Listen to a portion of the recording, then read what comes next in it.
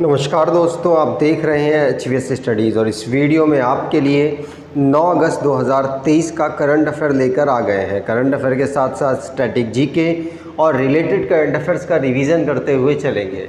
अगर आप इस चैनल पर पहली बार आए हो तो चैनल को सब्सक्राइब कर लीजिएगा। वीडियो अच्छी लगे तो वीडियो लाइक करके ज़रूर जाइएगा। लास्ट में आपके लिए क्विज़ रखा है, उस क्विज़ को भी ज़रूर सॉल्व कीजिएगा। चलिए बात करते हैं लास्ट डे के क्विज़ की। लास्ट डे आपसे क्वेश्चन पूछा गया था, who has been appointed as the new prime minister of Cambodia. तो आप सभी ने आंसर हुन मानेट दिया था और हुन मानेट ही सही आंसर है।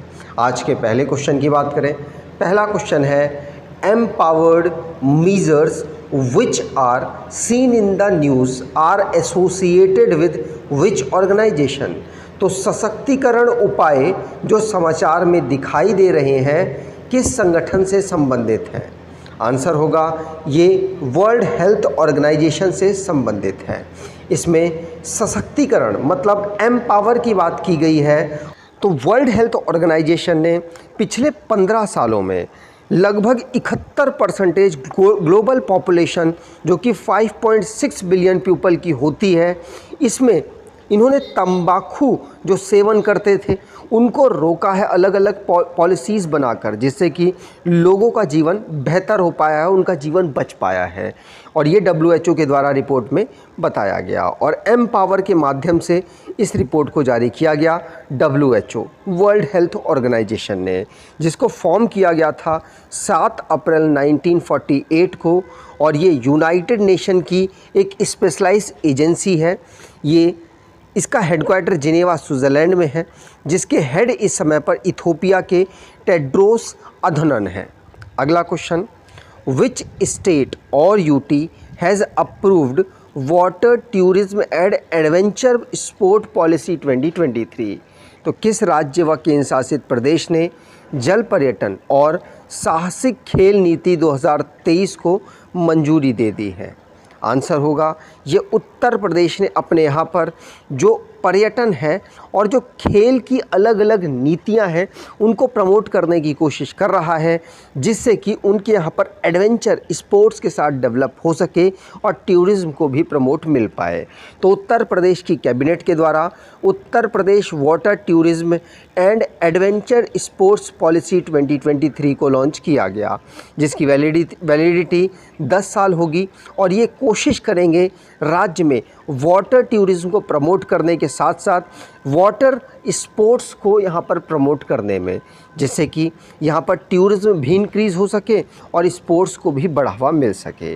उत्तर प्रदेश की बात हुई है तो राज्य के रूप में 24 जनवरी 1950 को इसे फॉर्म किया गया। कैपिटल लखनऊ है, district 75, governor Anandiben Patel, chief minister Yogi Adityanath, legislature bicameral जहाँ की काउंसिल में 100 सीट्स, असेंबली में 403 सीट्स, राज्यसभा में 31 सीट्स, लोकसभा में 80 सीट्स यहाँ से आती हैं। दुधवा नेशनल पार्क यहाँ का नेशनल पार्क है। नौटंकी, रासलीला, कजरी, जोरा, चपेली जैटा यहाँ के डांस हैं। अब अगर आप कोई ई बुक देख रहे हैं तो आप इस ई बुक को देख सकते हैं, जिसमें अक्टूबर से अप्रैल तक का करंट अफेयर कवर किया गया है। आपके लिए इम्पॉर्टेंट रहेगी। अगर आप इसको परचेज़ करना चाहें तो डिस्क्रिप्शन बॉक्स में लिंक है, वहाँ से परचेज़ कर सकते हैं। अगला question, what is DCS that has been launched by union agriculture minister. तो DCS क्या है, जिसे केंद्रीय कृषि मंत्रालय द्वारा लॉन्च किया गया। आंसर होगा ये डिजिटल क्रॉप सर्वे है। इसमें मदद मिलेगी तब जब किसी भी बीमा को या फसल जो बीमा है उसका जो खर्चा है, मतलब कि मान लीजिए बाढ़ आती है, फसलें ख़राब हो जाती हैं, तो इससे मदद मिलेगी कि भाई यहाँ पर बाढ़ आई है, इतना मुआवजा आना चाहिए और बीमा जो कंपनियां हैं वो इतना मुआवजा देंगी। इन सब में DCS मदद करने वाला है, डिजिटल क्रॉप सर्वे मदद करने वाला है। इसे पायलट प्रोजेक्ट के रूप में चलाया जा रहा है, ध्यान रखिएगा। यहाँ पर नरेंद्र सिंह तोमर जो कि भारत के यूनियन एग्रीकल्चर मिनिस्टर हैं, उनके द्वारा इसको चलाया गया। और याद रखिएगा इसमें GIS और GPS का जीपीएस की मदद ली जाएगी, जिससे कि किसानों के लाइफ को और बेहतर आसान बनाया जा सके। अगला question, UNESCO has suggested adding with which city to its list of world heritage centre in danger. UNESCO ने किस शहर को खतरे में पड़े विश्व धरोहर केंद्रों की सूची में जोड़ने का सुझाव दिया है? आंसर होगा ये वेनिस को यहाँ पर जोड़ने का सुझाव दिया है। ध्यान रखिएगा, वेनिस एक शहर है जिसे विश्व धरोहर केंद्रों की सूची में जोड़ने का सुझाव दिया है। क्यों दिया है? क्योंकि टूरिज़्म, ओवरलोडिंग टूरिज़्म की वजह से, और साथ तो यूनेस्को जिसने वेनिस को world heritage in danger list में डालने को कहा है। क्यों कहा है? क्योंकि जो इरिवर्सिबल हार्मफुल फैक्टर्स है क्लाइमेट से रिलेटेड और ओवर टूरिज़्म की वजह से इस शहर की जो अस्तित्व है वो गिरता हुआ नज़र आ रहा है। इसीलिए यहाँ पर यूनेस्को ने ये सजेस्ट किया है कि वेनिस को कोशिश की जाए कि world heritage in danger list में डाला जाए, जिससे कि इटालियन अथॉरिटीज़ इस पर ध्यान दे सकें बेहतर करने में। अगला question, falcon shield 2023 is a military exercise participated by which country? तो फाल्कन शील्ड 2023 एक सैन्य अभ्यास है जिसमें किस देशों ने भाग लिया है? आंसर होगा इसमें चाइना और यूएई ने भाग लिया है, तो सेकंड ऑप्शन बिल्कुल सही होगा। चाइना और यूनाइटेड अरब एमिरेट्स पहली joint air training falcon shield 2023 को ऑर्गेनाइज़ करा चुके हैं। इसे सिंजियान चाइना में ऑर्गेनाइज़ कराया गया। ध्यान रखिएगा, इसमें कोलैबोरेशन से रिलेटेड, कॉपरेशन से रिलेटेड एक दूसरे देशों के और साथ साथ एक दूसरे की कैपेबिलिटी को बढ़ाने के लिए काम किया गया और ट्रेनिंग की गई है। अब जो भी रिसेंटली में हमारे डिफेंस से रिलेटेड और इंटरनेशनली करंट अफेयर्स बने हैं उनको रिवाइज़ करते हैं। पहला क्वेश्चन पढ़ लिया। दूसरा, गवर्नमेंट ऑफ इंडिया ने आयुष वीज़ा को लॉन्च किया। क्यों लॉन्च किया? जिससे कि फॉरेनर्स भारत में आकर मेडिकल ट्रीटमेंट ले सकें। इंडियन एयरफोर्स जिसने इजरायली स्पाइक मिसाइल को भारत को देने के लिए बात की है। और गाबोन ये पहली अफ्रीकन कंट्री बना है जिसने डेबिट फॉर नेचर स्वैप को इनिशिएट किया।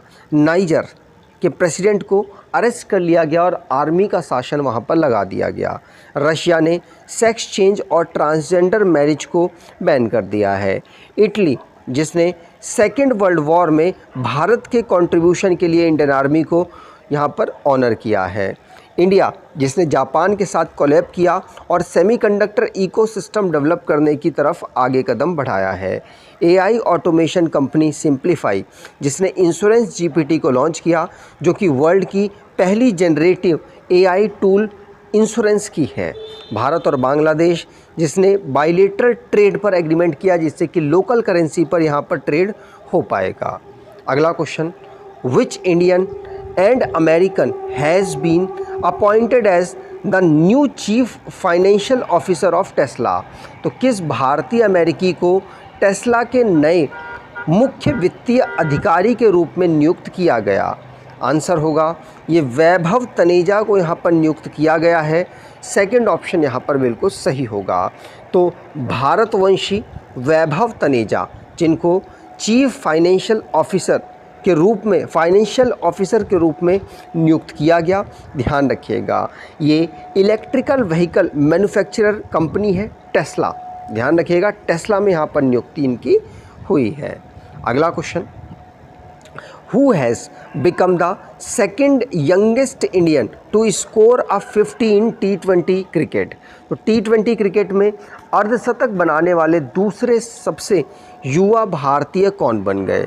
आंसर होगा ये तिलक वर्मा बने हैं। कौन? तिलक वर्मा। पहले कौन थे? पहले कौन है? तो आंसर होगा रोहित शर्मा।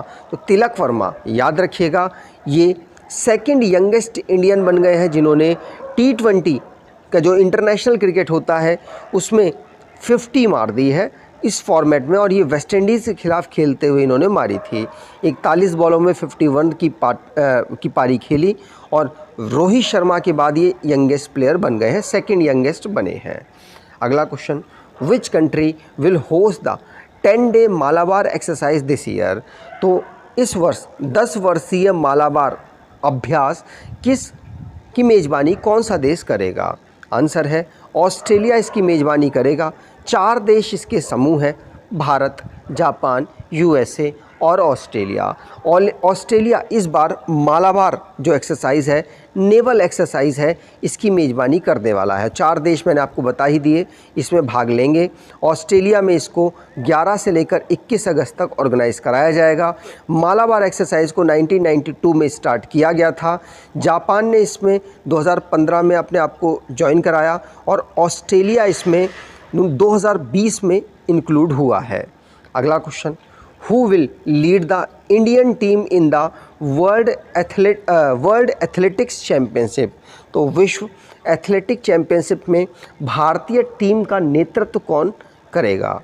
आंसर है ये नीरज चोपड़ा यहाँ पर वर्ल्ड एथलेटिक चैम्पियनशिप है भारत का नेतृत्व करने वाले हैं। याद रखिएगा, ओलंपिक चैम्पियन है ये और javelin thrower Neeraj Chopra Indian team में वापस आ रहे हैं और वर्ल्ड एथलेटिक चैम्पियनशिप में, जो कि बुडापेस्ट हंगरी में 19 अगस्त को इनॉग्रेशन होने वाला है, उसमें ये लीड करने वाले हैं। अगला question, the union cabinet has approved how much rupees for broadband connectivity in village under the Bharat net project? तो केंद्रीय मंत्रिमंडल ने भारत नेट परियोजना के तहत गाँव में ब्रॉडबैंड कनेक्टिविटी के लिए कितने रुपए की मंजूरी दे दी है? आंसर होगा 1.39 लाख करोड़ की मंजूरी दी है, जिससे कि गांव में ब्रॉडबैंड की सुविधा उपलब्ध कराई जा सके। ध्यान रखिएगा, यूनियन कैबिनेट के द्वारा इतने पैसों की मंजूरी दी गई है और इस स्कीम के माध्यम से जो ब्रॉडबैंड कनेक्टिविटी है वो लगभग 6.4 लाख विलेज में कंट्री में दी जाएगी। ध्यान रखिएगा, इसमें भारत ब्रॉडबैंड नेटवर्क लिमिटेड काम करने वाला है। अब यहाँ पर अगर बात करें भारत ब्रॉडबैंड नेटवर्क लिमिटेड की, तो याद रखिएगा ये हमारे दूर दराज इलाकों में जो टेलीकम्युनिकेशन है और ब्रॉडबैंड की सुविधा है वो उपलब्ध कराने का एक माध्यम बनाया है सरकार ने, जिससे कि ब्रॉडबैंड के माध्यम से दूर दराज गाँव कस्बों को जोड़ा जा सके। या इसे फाउंड किया गया था 2012 में। ठीक, आगे बात करें। अब बात करते हैं रिवीजन की। लास्ट डे जो करंट अफेयर पढ़ा उसको रिवाइज़ करते हैं। जैसे नए प्राइम मिनिस्टर कंबोडिया के कौन बने? तो हुन मानेट यहाँ पर आंसर सही। राहुल गांधी लोकसभा की मेंबरशिप इनकी रिस्टोर कर दी गई है।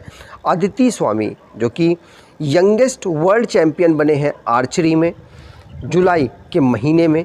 हम 22 से लेकर 28 जुलाई तक ऑब्ज़र्व करते हैं नेशनल मोथ वीक। ध्यान रखिएगा, तमिलनाडु जिसने फॉक्सोन की जो सब्सिडरी है उसके साथ साइन अप किया है, एमओयू साइन किया है 1600 करोड़ का। ध्यान रखिएगा। और प्रार्थना थम्बारे ये इंडियन प्लेयर है जो कि double title women tennis hardcore event में स्पेन में इन्होंने जीत दर्ज की है। 508 रेलवे स्टेशन को चूज़ किया गया जिनको मॉडर्नाइज बनाया जाएगा अमृत भारत स्टेशन स्कीम के माध्यम से।